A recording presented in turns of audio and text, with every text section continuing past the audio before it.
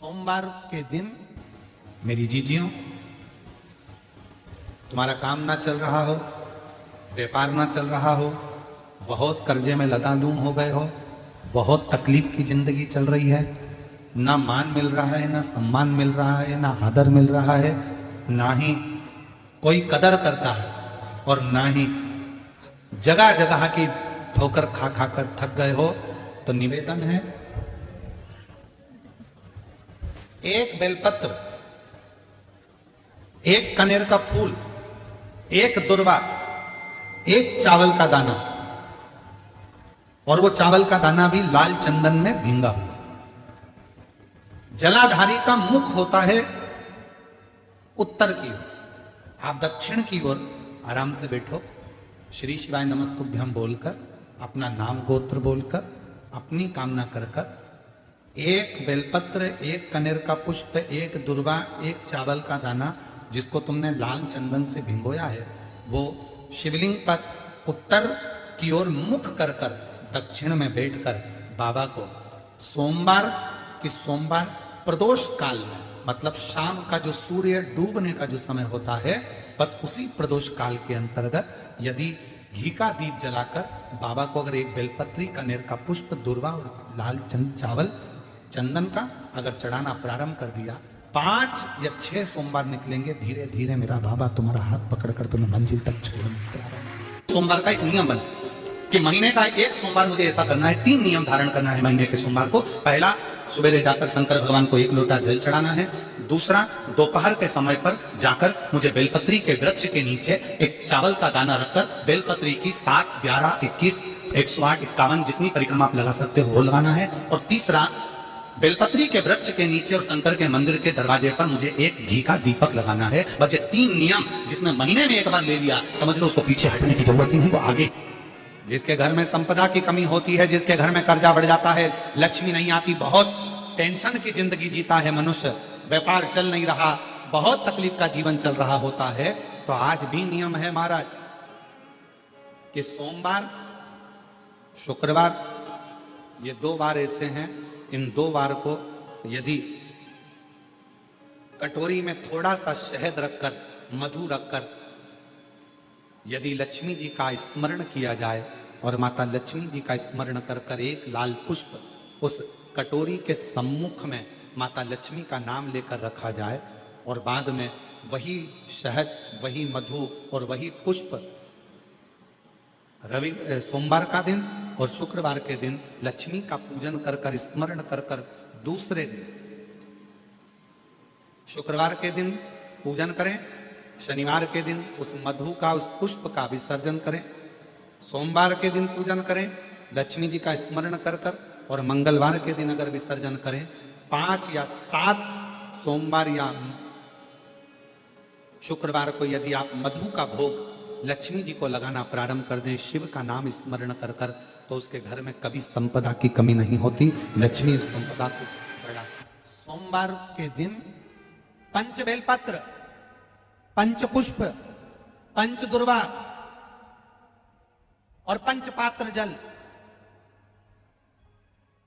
सोमवार के दिन शिव जी के मंदिर में प्रातः के समय पर बाबा को एक बेलपत्र, एक दुर्वा, एक पुष्प, एक लोटा जल समर्पित कर कर थोड़ी देर रुककर श्री शिवाय नमस्तुभ्यम या पंचाक्षर मंत्र ओम नमः शिवाय स्मरण कर कर, महामृत्युंजय मंत्र का स्मरण कर कर, फिर बेलपत्र, फिर दुर्वा, फिर पुष्प, फिर जल, ऐसा 5 पंच बेलपत्र, पंच दुर्वा, पंच पुष्प, पंच पात्र जल तुम रुका जी का नाम लेकर समर्पित कर कर उस जल का आचमन करिए। 5 सोमवार या 7 सोमवार करिए, बाबा गर्भ अवश्य ठहराएगा और संतान अवश्य होगा।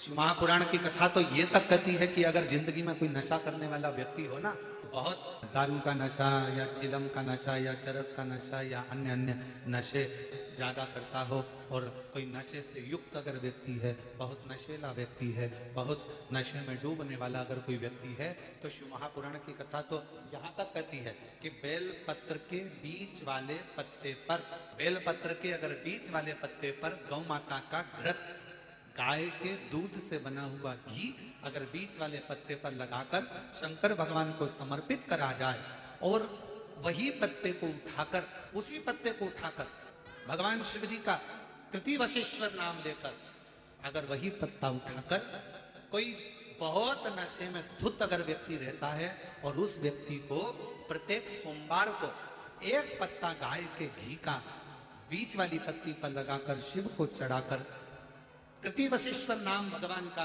धारण कराकर उस पत्ते को वापस लाकर नशा करने वाले व्यक्ति को अगर ज्यादा से ज्यादा 11 सोमवार भी अगर वो पत्ता खिला दिया तो वो धीरे धीरे नशे से दूर होता चले जाता है, उसका नशा छूटते चले जाता। अगर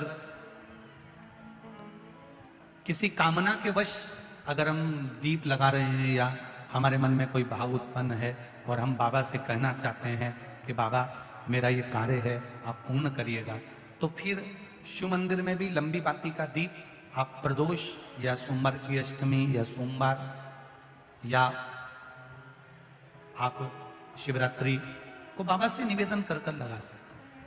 हाँ, विशेष जब कोई एक बहुत बहुत बड़ी बात हो और आपके कार्य में कहीं अटकल हो रही हो तो एक ही दीप में 2 बातें, शिव और शक्ति, लंबी बाती बनाई शिव और शक्ति के नाम से 2 बाती एक साथ एक दीप में भी लगा सकते हैं। पर कब? जब विशेष कोई आपका कार्य हो और वो अटक रहा हो, विशेष कोई कार्य और आप बाबा से प्रार्थना कर रहे हो तो 2 बाती का भी प्रयोग आप कर सकते हो। ऐसे शिव तत्व को जान। कितना सुंदर कहा है महाराज, मान लो कोई काम है आपका और आपका वो काम नहीं हो रहा, आपने पूरा प्रयास कर लिया, बहुत मेहनत कर ली और वो काम यदि आपका नहीं हो रहा तो एक नियम बनाओ, 5 सोमवार, 5 बेलपत्र, 5 चावल का दाना, 5 कनेर का पुष्प पीला,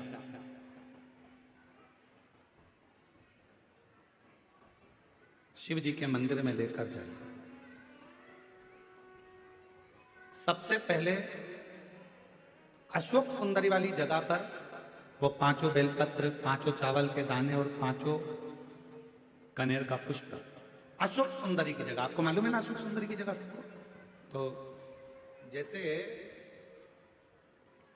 ये जो शिवलिंग है, ये जो जलाधारी है, ये माता पार्वती जी का हस्तकमल है। शिवलिंग शंकर भगवान का स्वरूप है। जल जो बहता है, राइट में गणेश जी, लेफ्ट में कार्तिकेय जी, बीच में एक मोटी सी लाइन होती है शिवलिंग के सामने, वो अशोक सुंदरी का स्थान है।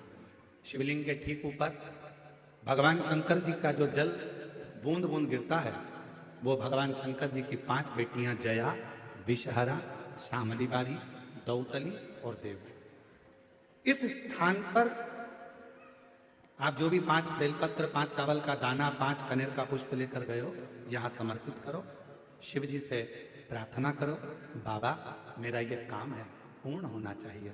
बहुत हाथ पैर जोड़ लिए लोगों के, हो नहीं रहा। यही सामग्री को उठाकर शंकर भगवान के शिवलिंग पर समर्पित करो, बाबा से प्रार्थना कर कर बाबा इसको स्वीकार करना। जैसे अशोक सुंदरी की बात को आप स्वीकार करते हो, वैसे ही अशोक सुंदरी की बात को स्वीकार कर कर मेरी झोली भरना। 5 सोमवार बाबा के मंदिर में जाकर ये प्रयास करना प्रारंभ करो, ये कार्य करना प्रारंभ करो। मेरा देव अधिदेव महादेव जो कार्य अटक रहा है उसको पूर्ण तरह से कर ही दो, पूर्ण तरह से।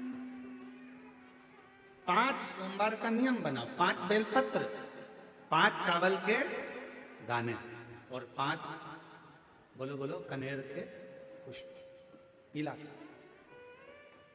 शिव शिव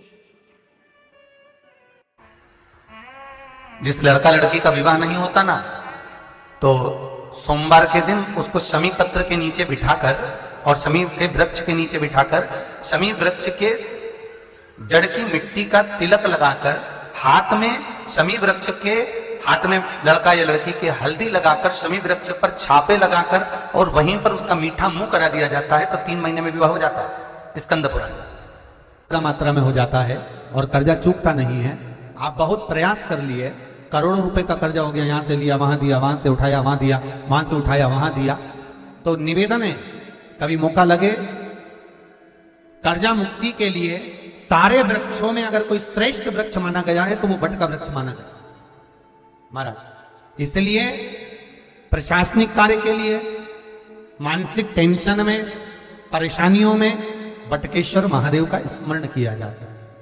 और यदि निवेदन करूंगा, बहुत ज्यादा यदि आपको कर्जा हो गया है, बहुत ज्यादा कर्जा हो गया और वो कर्जा चूक ही नहीं रहा, तो थोड़े दिन बड़ के पेड़ के नीचे आप बटकेश्वर महादेव के लिए 1 लोटा पानी, उसमें थोड़ा सा पिसा हुआ चावल पीस के गला लेना चावल को और पीस लेना, पीस के उस पानी में मिला लेना और मिलाकर उसमें थोड़ी सी हल्दी पिसी हुई डालकर बटकेश्वर महादेव के नाम से बड़ के पेड़ के नीचे अपनी कामना कर कर जो कर्जा हुआ है उस कर्जे का भान देते हुए, स्मरण देते हुए छोड़ दीजिए।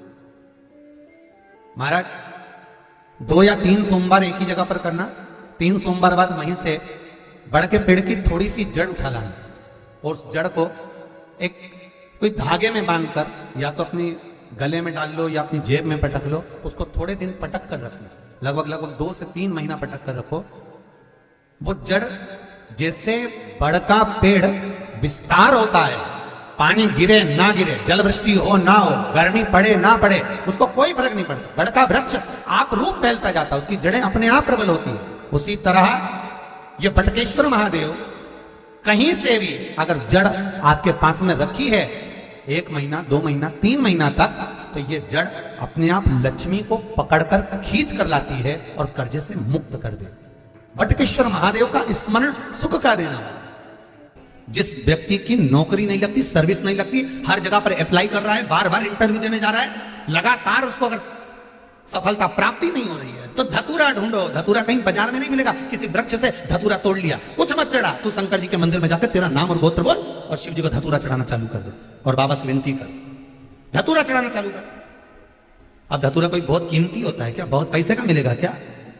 कहीं पे मिल जाएगा। धतूरा तोड़ो, चढ़ा शंकर जी को। रोज नियम बना ले कि 1 धतूरा मैं शंकर जी को चढ़ाऊंगा, प्रतिदिन चढ़ाऊंगा, शिव जी से जाकर निवेदन करूंगा प्रतिदिन। शंकर जी की प्रिय वस्तु में धतूरा, बेलपत्र आदि की तो है, क्या है? चढ़ा रोज 1 धतूरा। फिर वही धतूरा जिसकी यहां तू इंटरव्यू देने जा रहा है उसी के सिर पे चढ़ गया, जो तूने शिव जी के चढ़ाया वही धतूरा वहां चढ़ा है, तो क्यों चिंता करता है?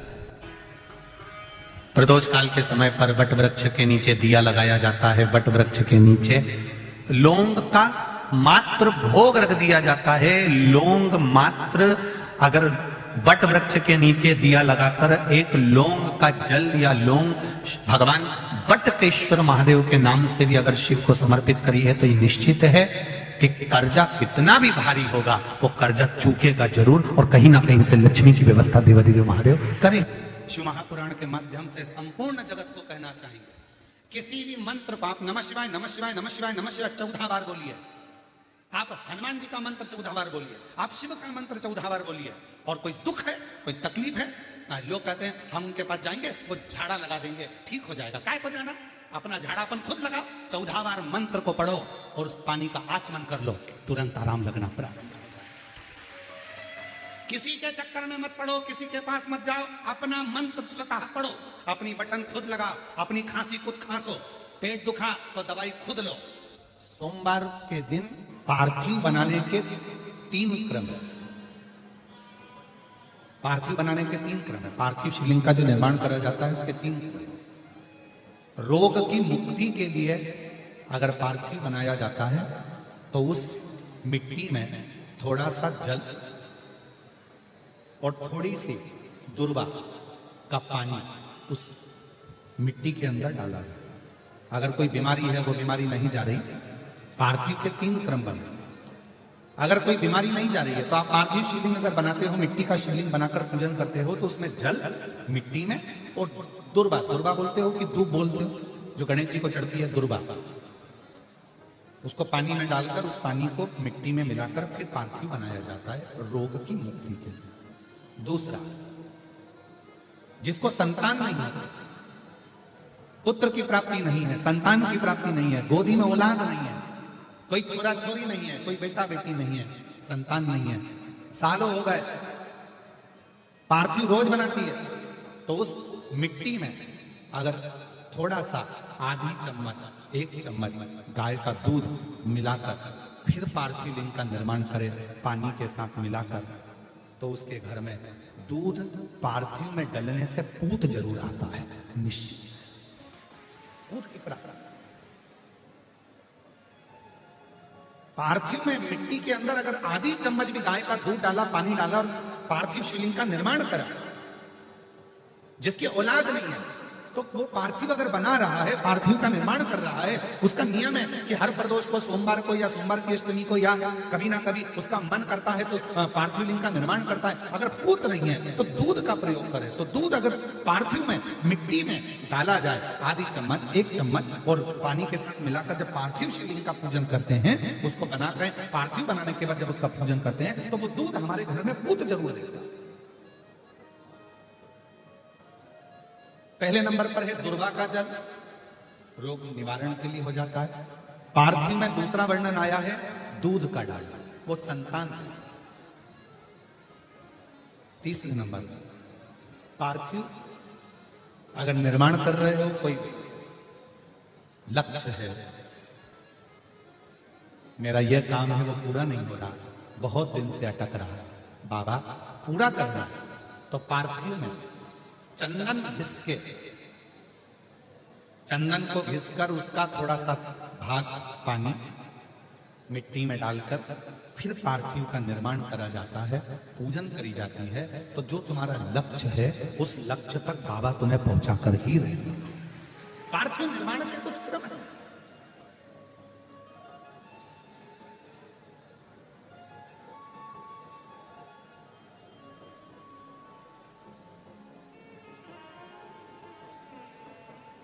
पार्थिव कैसे बनाया जाता है, किस कार्य के लिए बनाया जाता है?